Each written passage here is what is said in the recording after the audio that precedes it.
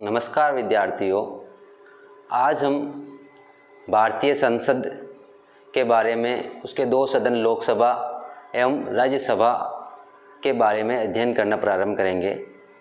आज हम लोकसभा से पहले भारतीय संसद के अंदर कौन कौन सी व्यवस्था कर रखी है, इसके गठन का क्या तरीका है, इसकी योग्यताएं क्या होती है, इसके बारे में अध्ययन करेंगे। संसद की जो प्रणाली है, किसी भी लोकतांत्रिक शासन में सरकार के 3 अंग होते हैं। सरकार कितने अंग है? 3 अंग होते हैं। कोई भी लोकतांत्रिक अगर सरकार है, वहाँ पर 3 अंग सरकार के पाए जाते हैं। पहला अंग व्यवस्थापिका, कार्यपालिका व न्यायपालिका। कितने अंग पाए जाते हैं? 3 अंग। पहला है व्यवस्थापिका, दूसरा कार्यपालिका, तीसरा है न्यायपालिका। व्यवस्थापिका को अलग अलग देशों में अलग अलग नामों से जाना जाता है।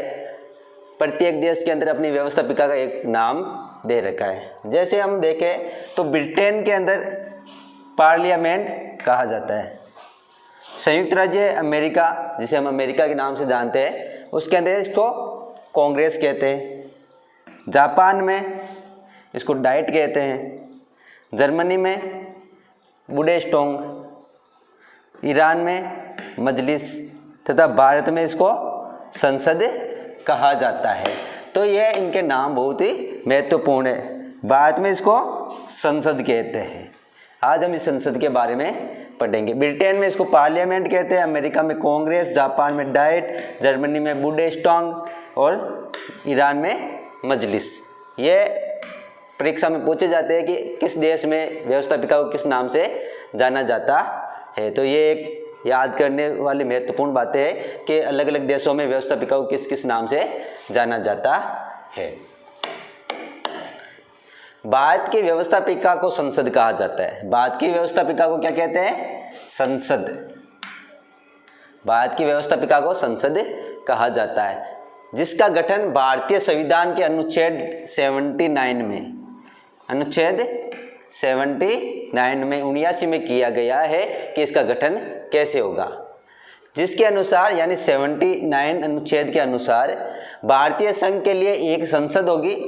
किस अनुच्छेद में कहा गया है? 79 में कि एक संसद होगी जो राष्ट्रपति और 2 सदनों से, राष्ट्रपति और 2 सदनों से मिलकर बनेगी। और वे 2 सदन कौन कौन से होंगे? राज्यसभा व लोकसभा। राज्यसभा और लोकसभा। इसका मतलब भारतीय जो संसद है वह राष्ट्रपति प्लस राज्यसभा प्लस लोकसभा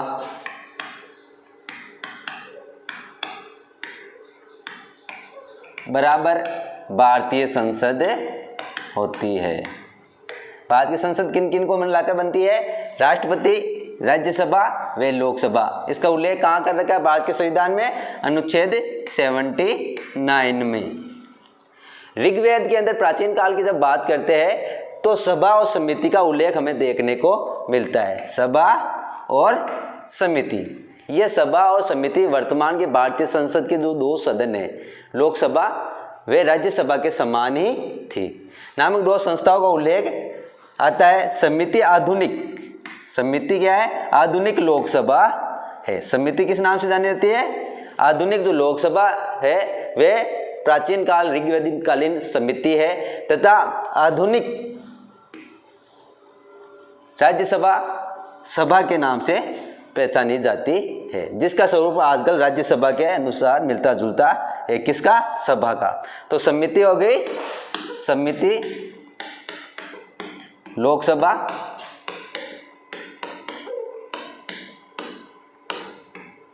और सभा राज्यसभा।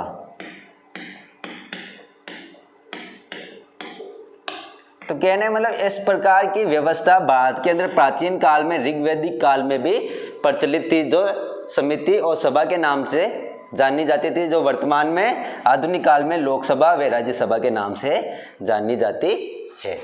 आगे की स्लाइड में हम देखते हैं कि संसद के जो सदस्य है वे कौन बन सकते हैं, इनकी क्या योग्यता है और इनकी क्या निर्योग्यता है। भारत के संविधान के अनुच्छेद 84 में इस चीज़ का उल्लेख किया गया है कि भारतीय संविधान के अनुसार भारत का जो संसद का जो सदस्य बनेगा, लोकसभा और राज्यसभा का जो सदस्य बनता है, उसके अंदर क्या योग्यताएं होनी चाहिए। तो सबसे पहले जो योग्यता है वह भारत का नागरिक होना चाहिए। कहाँ का नागरिक होना चाहिए? भारत का नागरिक होना चाहिए। इसको लेकर बहुत बार यह मांग भी उठी है कि संसद का सदस्य वही होना चाहिए जो भारत का जन्मजात नागरिक हो। किस प्रकार का? जन्मजात। लेकिन इस प्रकार की आज तक किसी प्रकार की व्यवस्था भारतीय संविधान द्वारा नहीं की गई है। दूसरी जो योग्यता है, अगर कोई व्यक्ति राज्यसभा में स्थान प्राप्त करना चाहता है, राज्यसभा का सांसद बनना चाहता है, तो उसकी न्यूनतम आयु 30 वर्ष होनी चाहिए। न्यूनतम आयु 30 वर्ष होनी चाहिए। तथा अगर कोई लोकसभा का सदस्य बनना चाहता है तो उसकी न्यूनतम आयु 25 वर्ष होनी चाहिए। यानी कि राज्यसभा के लिए 30 वर्ष, राज्यसभा के लिए 30 वर्ष आयु तथा लोकसभा के लिए 25 वर्ष की आयु होनी चाहिए। राज्यसभा के लिए 30 वर्ष और लोकसभा के लिए 25 वर्ष न्यूनतम आयु वाला व्यक्ति ही इनका सदस्य बन सकता है। और अगली है कि उसके पास ऐसी सभी योग्यताएं होनी चाहिए जो भारतीय संसद के द्वारा निश्चित की गई हो। भारतीय संसद के द्वारा जो निर्धारित की गई हो वे सभी योग्यताएं उसके पास होनी चाहिए। निर्योग्यता की पास बात करते हैं हम, तो वे विकृतचित व्यक्ति न हो। अनुमोचित, दिवालिया, पागल व्यक्ति संसद का सदस्य नहीं बन सकता।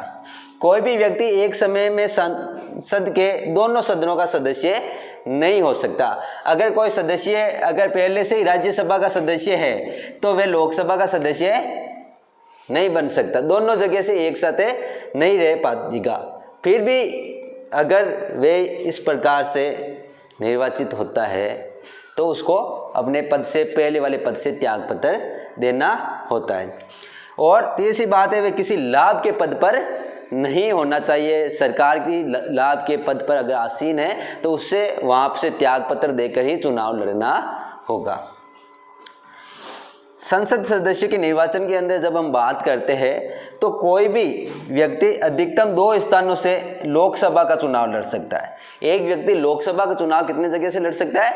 2 जगह से लड़ सकता है। यदि वह दोनों स्थानों से भी जीत जाता है, दोनों स्थानों से विजय प्राप्त हो जाता है, निर्वाचित होता है, तो उसे 1 महीने के अंदर अंदर, कितने महीने में? 1 महीने में उसे एक स्थान से त्याग पत्र देना होगा।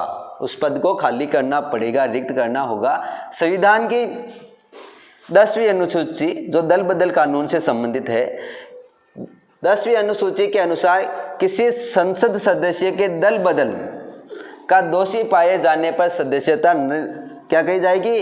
बर्खास्त कर दी जाएगी, निरस्त कर दी जाएगी। अगर कोई दल बदल का दोषी पाया जाता है तो वह सदस्य संसद का सदस्य नहीं रहेगा। इसके अलावा सदस्य को चुनावी अपराध या चुनाव में भ्रष्ट पाया जाता है, आचरण का दोषी पाया जाता है, चुनाव आयोग को यह निश्चय हो जाता है कि इस व्यक्ति ने चुनाव के अंदर भ्रष्ट आचरण करके भ्रष्ट तरीके से चुनाव में विजय प्राप्त की है, तो उसकी भी सदस्यता क्या की जा सकती है? निरस्त की जा सकती है, बर्खास्त की जा सकती है। और उसको 4 वर्ष तक चुनाव लड़ने पर भी रोक लगाई जा सकती है। तो ये थी संसद के सदस्य बनने की योग्यताएं व निर्योग्यता। सबसे महत्वपूर्ण बात इसके अंदर ये एक है कि लोकसभा के अंदर 25 वर्ष की आयु होनी चाहिए और राज्यसभा के अंदर उसको 30 वर्ष की आयु होनी चाहिए। अगर कोई संसद का सदस्य बन जाता है तो संसद का सदस्य बनने के बाद पद ग्रहण करने से पहले उसको शपथ ग्रहण करनी होती है। यह शपथ भारतीय संविधान के अनुच्छेद 99 के अंदर उल्लेखित है कि संसद का सदस्य अपना स्थान ग्रहण करने से पूर्व अपना संसद का जो भी सदस्य बनना है वे अपना स्थान ग्रहण करने से पूर्व राष्ट्रपति या तो राष्ट्रपति या उसके द्वारा इस कार्य के लिए नियुक्त यानी शपथ ग्रहण कराने के लिए नियुक्त व्यक्ति के समक्ष एक शपथ लेनी होती है और उस शपथ पर उसको हस्ताक्षर भी करने होते हैं। तो ये इसका उल्लेख इसमें अनुच्छेद 99 के अंदर इसका उल्लेख है कि राष्ट्रपति के द्वारा या उसके द्वारा नियुक्त व्यक्ति संसद के सदस्य को शपथ दिलाता है। अधिकतर राष्ट्रपति है, इसके लिए उस सभा का जो पीठासीन अधिकारी होता है, पीठासीन अधिकारी को नियुक्त करता है। यानी अगर लोकसभा का कोई सदस्य है तो उसको शपथ लोकसभा के अध्यक्ष के द्वारा दिलाई जाए, इस प्रकार राष्ट्रपति उसको नियुक्त कर देता है और राज्यसभा के अंदर राज्यसभा का अध्यक्ष जो होता है वो उसको शपथ ग्रहण करवाता है। अगली स्लाइड में देखते हैं कि संसद जो चलती है उसका सत्र कब कब वह कार्य करेगी। इसके लिए संविधान के अंदर अनुच्छेद 85 के अंदर उल्लेख किया गया है। संविधान के अनुच्छेद 85 के अनुसार राष्ट्रपति समय समय पर संसद के प्रत्येक सदन का अधिवेशन, यानी अधिवेशन का मतलब है सत्र, अधिवेशन का मतलब सत्र, अधिवेशन को आहूत करेगा, आहूत करेगा। तो संसद के सत्र को आहूत कौन करता है? राष्ट्रपति करता है। संसद के सत्र को आहूत कौन करता है? राष्ट्रपति करता है। किंतु संसद के एक सत्र के अंतिम बैठक और आगामी सत्र की प्रथम बैठक के बीच का समय 6 महीने से ज़्यादा नहीं होना चाहिए। इनके बीच का महीने कितना होना चाहिए? 6 महीने से अधिक नहीं होना चाहिए। यानी कि कोई भी बैठक, प्रथम बैठक हुई,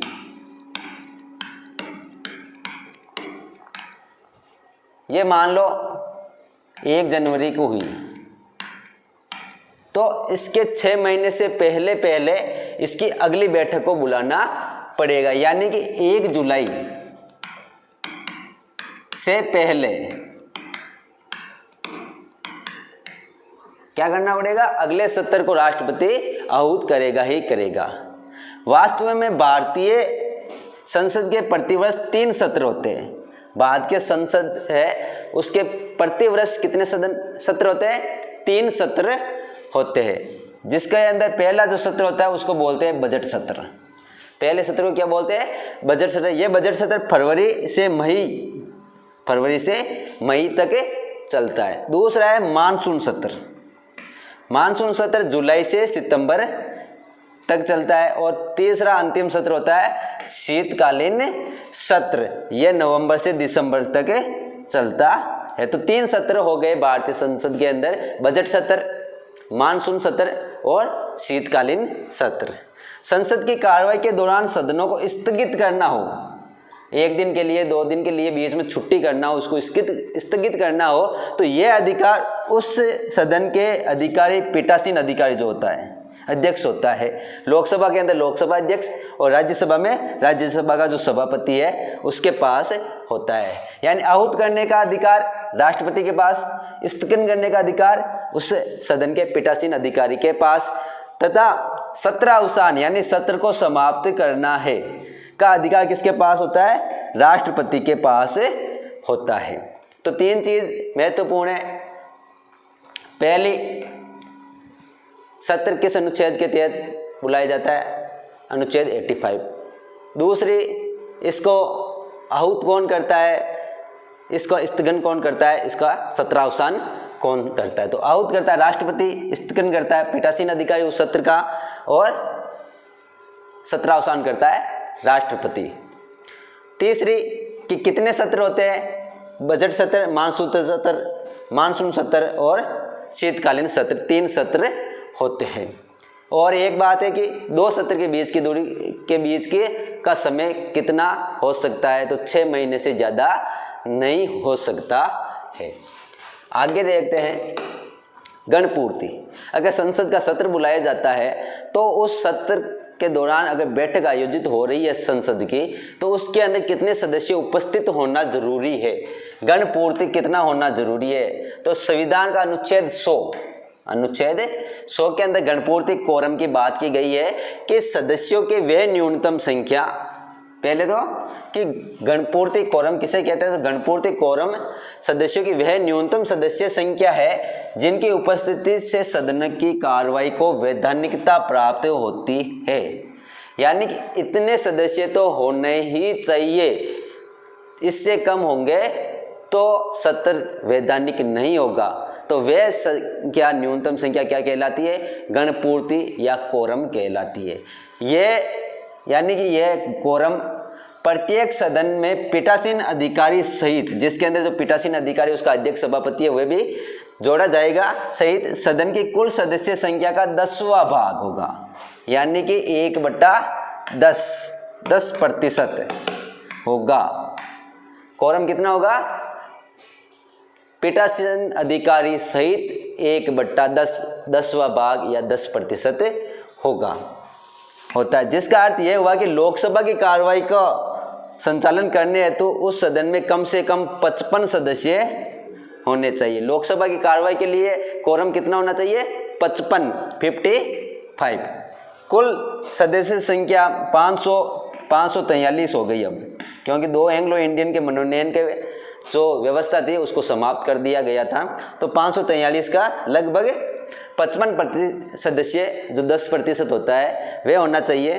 तथा राज्यसभा की कार्रवाई संचालन हेतु न्यूनतम सदस्य संख्या 25 होना चाहिए। तो राज्यसभा का कोरम कितना होगा, गणपूर्ति 25 होगा, क्योंकि राज्यसभा की सदस्य संख्या कितनी है, 245 है। तो अवश्य होना चाहिए। लोकसभा के लिए 55, राज्यसभा के लिए 25। कोरम उस सभा का 1/10वां भाग या 10वां भाग या 10% होना चाहिए। आगे देखते हैं संसद की भाषा। संसद के अंदर जब कार्रवाई होगी तो किस भाषा के अंदर होगी, तो इसके लिए भारतीय संविधान के अनुच्छेद 120 के अंदर यह लिखा हुआ है कि हिंदी या अंग्रेजी। 120 के अंदर क्या लिखा हुआ है कि संसद की जो कार्रवाई होगी वह हिंदी या अंग्रेजी भाषा में होगी। संविधान के अनुसार संसद के कार्य संचालन की भाषा हिंदी एवं अंग्रेजी है। कौन सी भाषा है, हिंदी एवं अंग्रेजी। किंतु पीठासीन अधिकारी उस सदन का अध्यक्ष सभापति जो है अधिकारी किसी ऐसे सदस्य को जो हिंदी या अंग्रेजी नहीं जानता है, उसको अपनी अभिव्यक्ति नहीं कर पा रहा हिंदी या अंग्रेजी भाषा के अंदर, उसको अपनी मातृभाषा में बोलने की स्वीकृति दी जा सकती है, अनुज्ञा दी जा सकती है। पीठासीन अधिकारी किसी सदस्य को जो अंग्रेजी या हिंदी के अंदर अपनी बात नहीं कह पा रहा है, तो उसको अपनी मातृभाषा, अपनी स्थानीय भाषा में भी बोलने की स्वीकृति दी जा सकती है। यह किस अनुच्छेद में लिखा हुआ है, अनुच्छेद 120 के अंदर।